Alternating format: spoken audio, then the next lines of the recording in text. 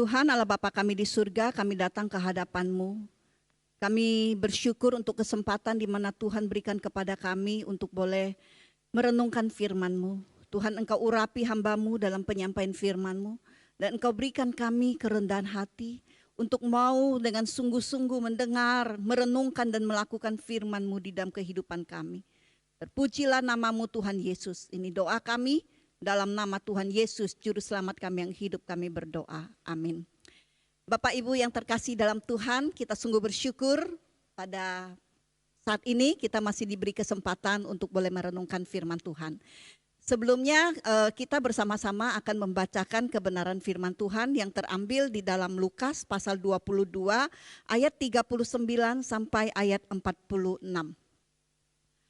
Lalu pergilah Yesus keluar kota dan sebagaimana biasa ia menuju Bukit Zaitun, murid-muridnya juga mengikuti dia. Setelah tiba di tempat itu, ia berkata kepada mereka, "Berdoalah supaya kamu jangan jatuh ke dalam pencobaan." Kemudian ia menjauhkan diri dari mereka kira-kira seperempar batu jaraknya. Lalu ia berlutut dan berdoa katanya, "Ya Bapakku, jikalau Engkau mau, ambillah cawan ini daripadaku. Tetapi bukanlah kehendakku, melainkan kehendak-Mu yang terjadi." Bapak Ibu yang terkasih dalam Tuhan, pada hari ini kebenaran firman Tuhan ya kita melihat yang berjudul kehendak-Mu jadilah ya. Dari Lukas pasal 22 ayat 39 sampai 46 ini. Ya.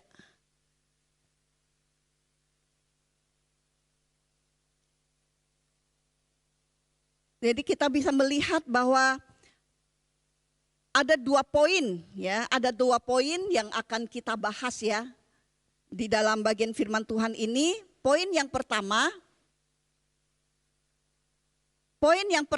adalah tentang bersekutu dengan Bapa adalah prioritas utama. Ya, bersekutu dengan Bapa adalah prioritas utama. Nah, apa yang Tuhan Yesus lakukan ketika dia bersekutu dengan Bapanya? Ya. Nah, jadi kita lihat apa yang Tuhan Yesus lakukan pada waktu dia bersekutu dengan Bapanya. Yaitu pada waktu dia bersekutu dengan Bapanya adalah dia berdoa. Salah satunya adalah dia berdoa di hadapan Bapanya. Nah, lalu kita melihat kalau di dalam Injil itu tidak hanya mencatat pada waktu Tuhan Yesus berdoa di Taman Getsemani. Pada waktu Tuhan Yesus sedang bersusah, Tuhan Yesus sedang menderita, Tuhan Yesus sedang ketakutan, baru dia datang berdoa kepada Allah Bapa. Tidak, di dalam Injil ada beberapa bagian yang membicarakan tentang bagaimana Tuhan Yesus datang bersekutu dengan Allah Bapa. Di dalam Lukas 5 ayat 16, di situ dikatakan bahwa akan tetapi ia mengundurkan diri ke tempat-tempat yang sunyi dan berdoa. Tuhan Yesus mengambil waktu dan kesempatan, dia mengundurkan diri dari pelayanannya yang begitu sibuk. Dia datang ke hadapan Allah Bapa untuk bersekutu, untuk berdoa. Ini adalah satu teladan yang diberikan oleh Tuhan Yesus kepada kita. Lalu kemudian di dalam Markus 1 ayat 35, di situ juga katakan, pagi-pagi benar waktu hari masih gelap, ia bangun dan pergi keluar. Ia pergi ke tempat yang sunyi dan berdoa di sana. Sekali lagi kita lihat di pagi hari sebelum Tuhan Yesus melakukan segala aktivitasnya, terlebih dahulu dia datang menghampiri Bapa, bersekutu dengan Bapa, dia berdoa di hadapan Bapa. Kemudian kita melihat di dalam Markus 14 ayat 23. Dan setelah orang banyak itu disuruhnya pulang, Yesus naik ke atas bukit untuk berdoa seorang diri. Ketika hari sudah malam, ia sendirian di situ. Sekali lagi kita melihat pada malam hari ketika Tuhan Yesus sudah sibuk melayani. dia tidak lupa datang ke hadapan Bapa lagi untuk bersekutu di malam hari. Lalu di dalam Lukas 6 ayat 12. Di situ dikatakan pada waktu itu pergilah Yesus ke bukit untuk berdoa dan semalam-malaman ia berdoa kepada Allah Bapa. Semalam-malaman ia berdoa kepada Allah, kepada Bapanya. Ada satu persekutuan, tidak putus-putusnya bersekutu dengan Allah Bapa. Jadi kita lihat bukan hanya di Taman Getsemani ketika dia susah, ketika dia menderita, dia bergumul berat, dia datang kepada Allah Bapa. Tapi berdoa, bersekutu dengan Allah Bapa adalah satu gaya hidup, adalah satu keharusan, satu prioritas utama yang Tuhan Yesus tekankan untuk menjadikan satu teladan bagi kita sebagai anak-anak Tuhan. Lalu kita sampai melihat ya, yang terakhir sebelum Tuhan Yesus ditangkap, yaitu di Getsemani. Tuhan Yesus berdoa di sana. Ya, dia katakan, ya Bapakku, jikalau engkau mau ambillah cawan ini daripadaku. Tetapi bukanlah kehendakku, melainkan kehendakmu lah yang terjadi. Jadi kita melihat di sini ada satu doa yang Tuhan Yesus panjatkan di Taman Getsemani. Bapak Ibu yang terkasih dalam Tuhan, di Taman Getsemani ada doa yang Tuhan Yesus panjatkan. Yaitu satu doa di mana Tuhan Yesus sebelum ia ditangkap, sebelum ia dibawa ke pengadilan yang tidak adil itu, sebelum dia dibawa untuk disiksa dan disalibkan. Kita melihat di sini bahwa Tuhan Yesus ketika dia menghadapi satu tekanan yang begitu luar biasa. Ketika dia menghadapi satu kesedihan yang begitu luar biasa. Dia sebelum ditangkap, dia datang di Taman Getsemani. Dia berdoa di hadapan Tuhan. Kemudian yang kedua ya, yaitu doa di Taman Getsemani, yaitu doa yang membutuhkan dukungan. Doa yang membutuhkan dukungan. Kenapa pada waktu itu Tuhan Yesus membutuhkan dukungan? Tuhan Yesus membawa murid-muridnya. Dikatakan ada 3 murid yang dia bawa. Yaitu Petrus, Yakobus, dan Yohanes. Tuhan Yesus, dia pergumulan yang begitu berat. Dia membutuhkan dukungan daripada murid-muridnya. Dan dia berkata kepada mereka, tinggallah di sini dan berjaga-jagalah bersama dengan aku. Karena pergumulan yang begitu berat inilah, maka kita melihat dia sungguh membutuhkan murid-muridnya.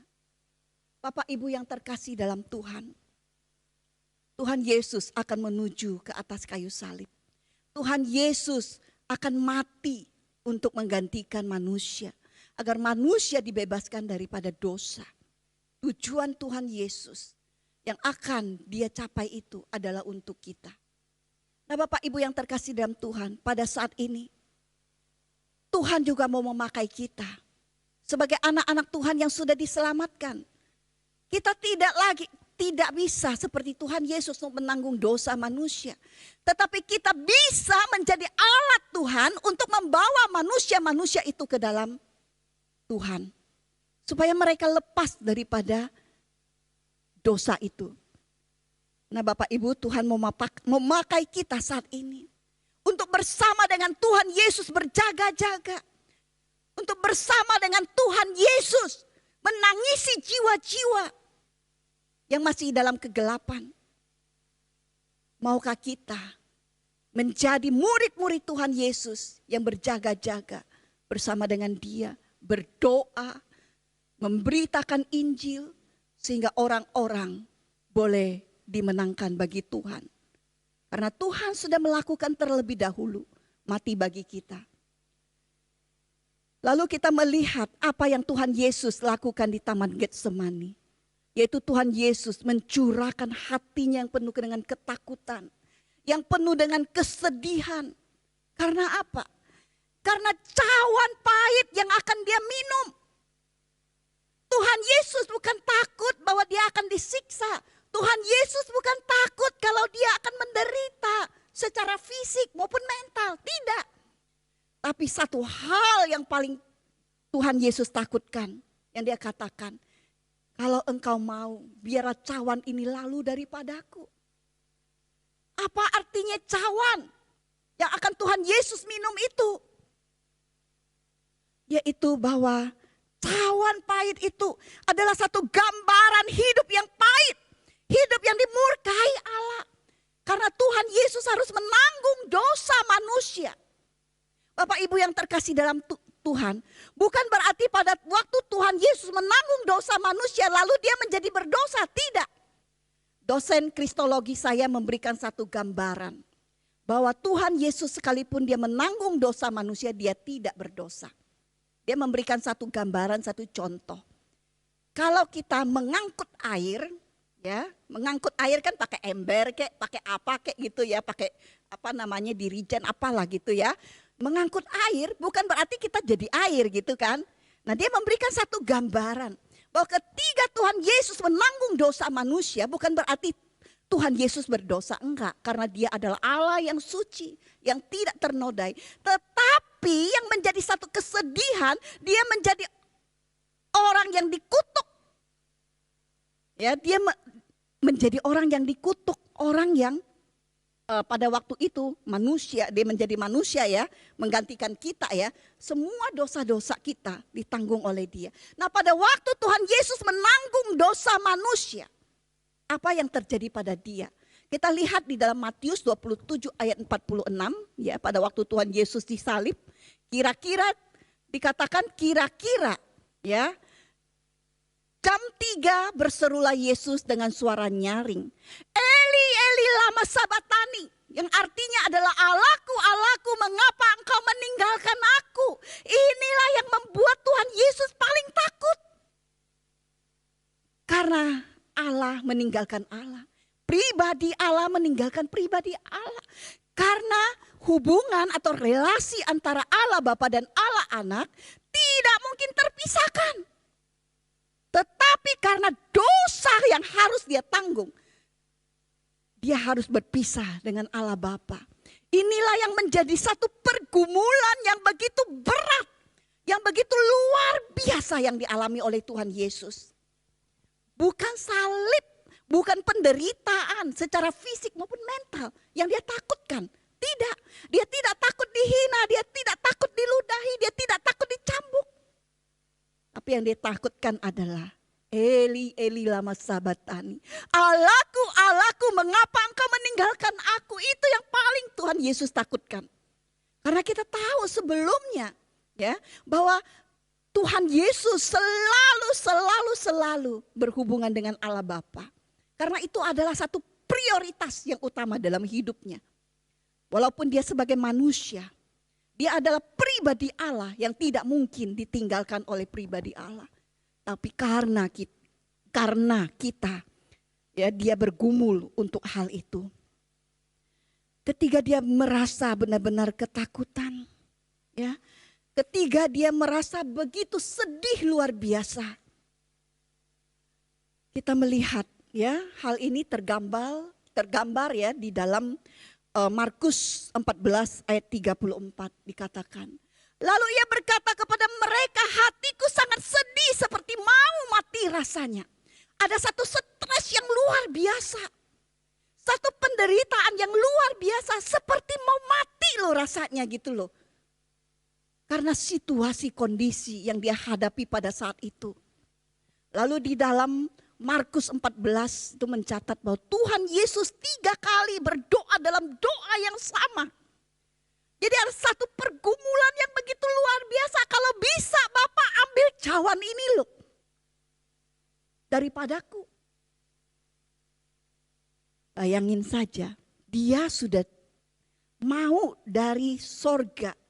Tempat yang maha mulia. Datang ke dunia yang berdosa. Tuhan Yesus tahu tujuannya, tahu karena dia rela, karena dia mau. Tapi ketiga situasi di mana dia tahu sebentar lagi dia akan menanggung dosa manusia. Itu pergumulannya tambah berat. Dia berdoa dengan sungguh-sungguh. Dia berdoa berkali-kali dengan doa yang sama. Lukas 22 ayat 44. Ia sangat ketakutan dan makin bersungguh-sungguh berdoa. Peluhnya menjadi seperti titik-titik darah yang bertetesan ke tanah. Saya bertanya kepada Bapak Ibu sekalian. Kita pernah menghadapi situasi yang begitu sulit. Sepertinya mau mati rasanya mungkin. Tapi pernahkah kita mengalami stres yang luar biasa? Sampai kita lihat Tuhan Yesus katakan, dia mengeluarkan keringat seperti tetesan-tetesan darah. Ini adalah satu situasi tekanan yang begitu luar biasa yang dihadapi oleh Tuhan Yesus. Sebelum ia ditangkap, ketika dia bergumul untuk meminum cawan itu. Bapak Ibu yang terkasih dalam Tuhan, Tuhan begitu menderita bagi kita. Dia bergumul untuk kita. Dalam keadaan yang penuh ketakutan dan kesedihan yang luar biasa ini. Maunya Tuhan Yesus melewatkan cawan itu. Tetapi kita melihat di sini. Poin yang kedua yang akan kita bahas. Tadi poin pertama adalah prioritas utama adalah bersekutu dengan Tuhan. Poin yang kedua kita mau melihat di dalam situasi yang sulit. Bagaimana sikap Tuhan Yesus pada waktu dia berdoa. Dia katakan demikian. Tetapi bukanlah kehendakku melainkan kehendakmu lah yang terjadi. Sikap daripada Tuhan Yesus. Yaitu dia mau yang pertama, menaklukkan kehendaknya di dalam kehendak Allah Bapa. Tuhan Yesus punya kehendak sendiri. Kehendaknya apa? Kalau bisa cawan itu lalu daripadanya. Tetapi kita melihat di sini bahwa Tuhan Yesus, dia punya kehendak. Ya, dia tidak mau berpisah dengan Allah Bapa. Baik nggak kalau nggak mau berpisah dengan Allah Bapa? Baik. Kalau kita nggak mau berpisah dengan Allah, baik kan? Sesuatu yang sangat baik begitu ya. Tetapi kita melihat bahwa dia punya keinginan, dia punya kehendak, tetapi dia menaklukkan kehendak itu di bawah kehendak Allah Bapa. Bapak Ibu yang terkasih, kita pun demikian. Kita pasti punya kehendak, boleh nggak? Boleh. Karena kita memang diciptakan mempunyai kehendak bebas, bukan? Tetapi apakah kehendak kita sesuai dengan kehendak Bapa?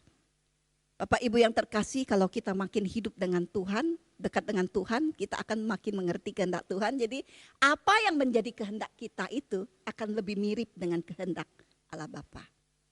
Ya, kita lihat di sini. Tuhan Yesus dia menaklukkan kehendaknya di bawah kehendak Allah Bapa. Kita boleh punya kehendak. Kita boleh punya keinginan, saya pengen ini itu. Tetapi kalau itu tidak terjadi, tetapi kehendak Tuhan berbeda dengan kehendak kita. Apakah kita rela menerimanya? Apa kita bersungut-sungut menerimanya? Ya, kita akan melihat lebih lanjut ya. Di dalam sikap Tuhan Yesus ya, ia mempercayakan dirinya sepenuhnya kepada Allah Bapa. Kenapa dia dapat mempercayakan diri sepenuhnya kepada Allah Bapa? Karena dia tahu siapakah Allah Bapa itu. Karena dia dekat, karena dia mengenal, karena dia mengalami bersama-sama dengan Allah Bapa. Percaya bahwa apapun yang Allah Bapa kehendaki itulah yang terbaik. Sekalipun dia susah, sekalipun dia menderita, sekalipun ada saat tertentu satu waktu dia berpisah dengan Allah Bapa. Tapi dia tahu apa yang menjadi kehendak Allah Bapa itu adalah yang terbaik. Dia tahu Allah Bapa tidak akan membuangnya. Bapak Ibu yang terkasih dalam Tuhan. Kita melihat ini adalah teladan yang diberikan oleh Tuhan Yesus. Bagaimana dengan kehidupan kita? Sejauh mana kita menjadi orang-orang percaya, orang-orang yang sudah ditebus, orang-orang yang sudah menjadi murid-murid Tuhan Yesus. Kita dapat sungguh-sungguh mempercayakan diri kita. Kita sungguh-sungguh punya satu penyerahan hidup yang total di hadapan Allah. Apapun yang terjadi dalam hidup kita, kita tahu itu adalah yang terbaik yang akan Allah lakukan dalam hidup kita. Pada waktu Tuhan Yesus berdoa, tetapi bukanlah kehendakku melainkan kehendak-Mu lah yang terjadi. Ia tidak memikirkan dirinya sendiri. Kalau menurut dia sendiri, dia gak mau berpisah dengan Allah Bapa. Tetapi dia memikirkan umat manusia yang masih hidup dalam kegelapan. Memikirkan kita yang satu hari akan binasa. Kita sudah belajar tentang bagaimana Tuhan Yesus menangisi Yerusalem, menangisi jiwa-jiwa. Bagaimana sedihnya Tuhan Yesus melihat anak-anak atau manusia yang diciptakan olehnya. Yang begitu disayang. Yang di dalam perjanjian lama dikatakan seperti biji matanya itu loh. Akan binasa. Kita yang diciptakan begitu luar biasa, yang paling mirip dengan Allah. Dengan gambar serupa dengannya. Sudah rusak, sudah akan binasa. Tidak ada pengharapan. Tapi Yesus Kristus, dia melihat hal itu. Dia mengasihi kita. Dia rela mengikuti kehendak Allah Bapa. Demi apa? Demi kita loh. Kalau dia tidak mau mati bagi kita, bisa nggak? Bisa. Kedaulatannya.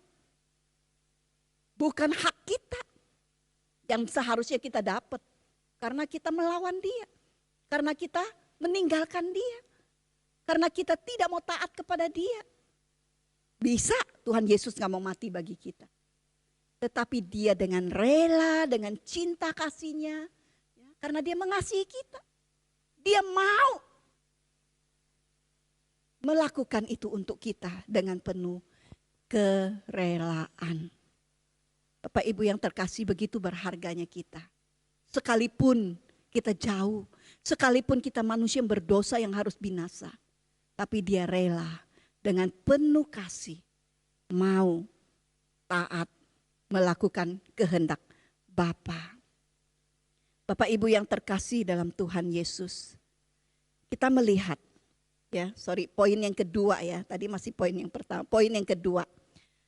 Yaitu di dalam ketaatan ada kekuatan. Tuhan Yesus yang tadi bergumul. Dan dia berkata, di dalam kehendak Tuhan dia rela minum cawan itu. Dia taat. Dia berserah. Dia percaya penuh kepada kehendak Allah yang terbaik.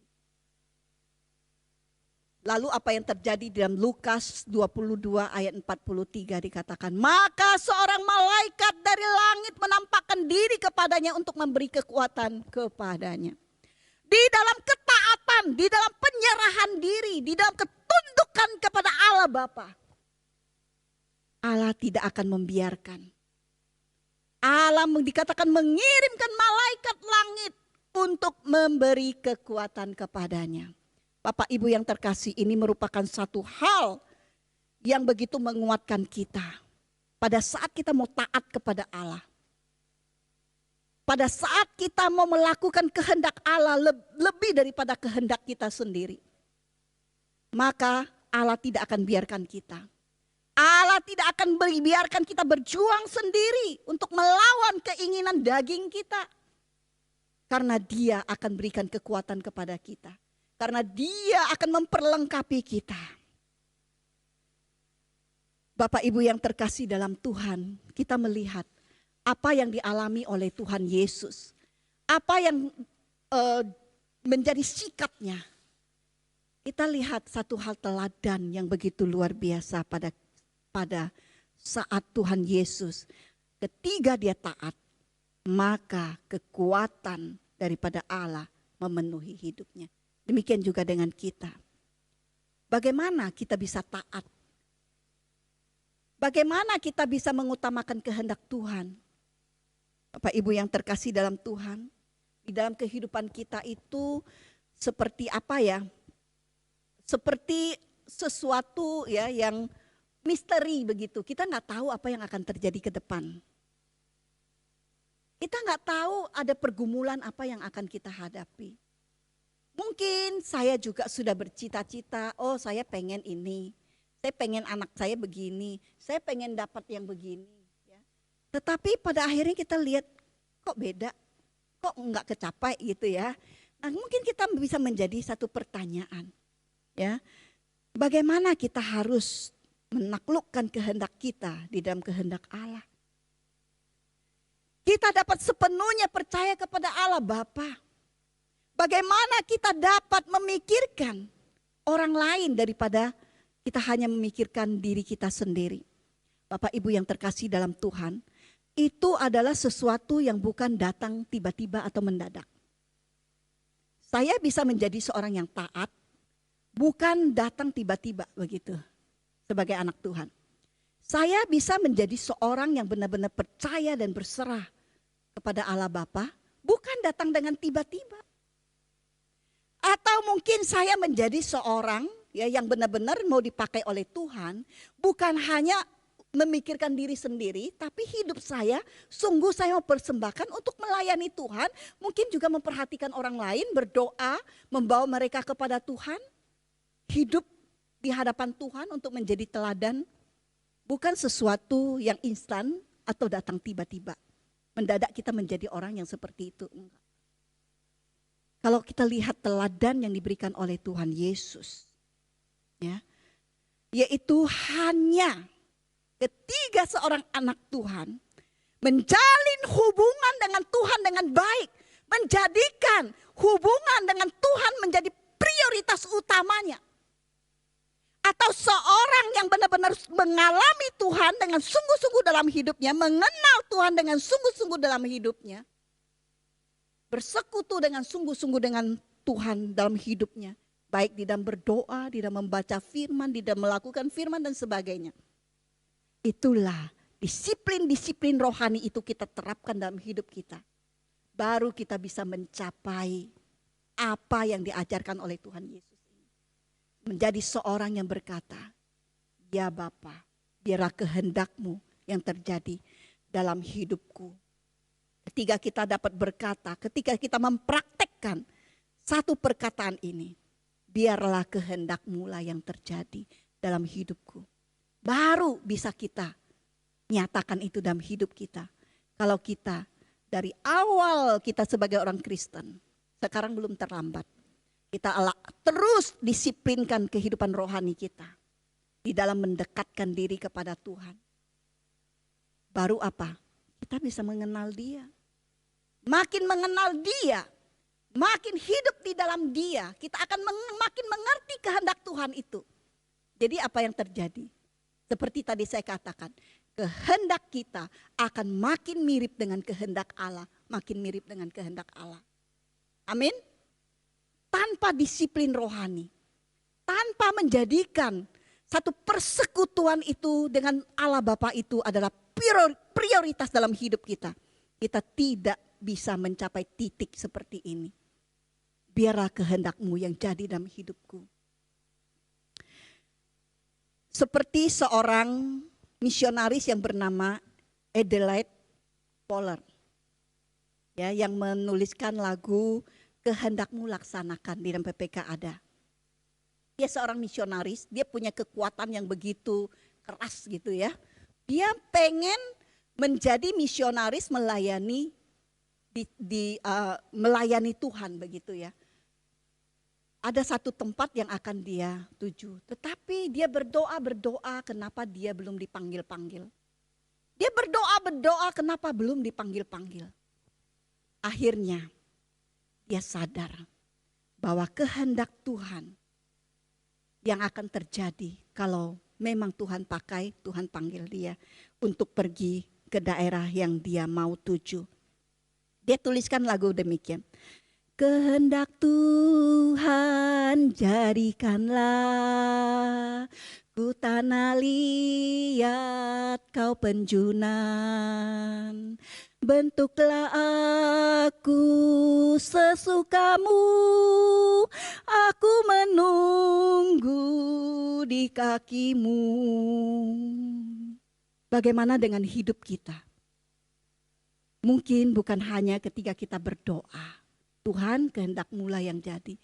Tetapi di dalam setiap aspek hidup kita mau menunggu di kaki Tuhan Yesus yang menjadi penjunan, dan kita seperti tanah liat dibentuk oleh Tuhan untuk melakukan kehendak Tuhan di dalam kehidupan kita. Bapak Ibu yang terkasih dalam Tuhan, dari doa Tuhan Yesus di Taman Getsemani, biarlah kita boleh makin belajar untuk makin dewasa sebagai anak-anak Tuhan yang sudah dipanggil, yang sudah diselamatkan. Mari kita berdoa. Tuhan Allah Bapa kami di surga, kami sadar kami manusia yang lemah. Seringkali kami tidak disiplin di dalam kedisiplinan rohani kami. Kami seringkali ya Tuhan tidak berdoa dengan baik. Kami mungkin lebih memikirkan hal-hal, atau kami mengambil waktu kami dengan hal-hal untuk pribadi kami atau keluarga kami atau pekerjaan kami, dibanding kami datang ke hadapan Engkau berdoa. Mungkin kami lebih senang untuk membaca bacaan-bacaan yang lain daripada bacaan firman-Mu. Tuhan, ampuni kami. Biarlah Tuhan, kami mau menjadi anak-anak Tuhan yang sungguh-sungguh menjadikan persekutuan dengan Allah Bapa kami menjadi prioritas utama dalam hidup kami. Sehingga kami ya Tuhan bisa menjadi anak-anak Tuhan yang makin mengerti kehendak Tuhan, dan bahkan kehendak kami boleh makin mirip dengan kehendak Tuhan. Tuhan, tolong kami. Saat ini ya Tuhan, Engkau menolong setiap kami, setiap jemaat-Mu Tuhan, untuk benar-benar ya Tuhan, mau menjadikan hubungan dengan Engkau, bersekutu dengan Engkau sebagai prioritas utama kami. Dan kami boleh memiliki sikap untuk berserah kepada Engkau dalam hidup kami. Terima kasih Tuhan Yesus, ini doa kami. Dalam nama Tuhan Yesus, Juru Selamat kami yang hidup, kami berdoa. Amin. Tuhan berkati.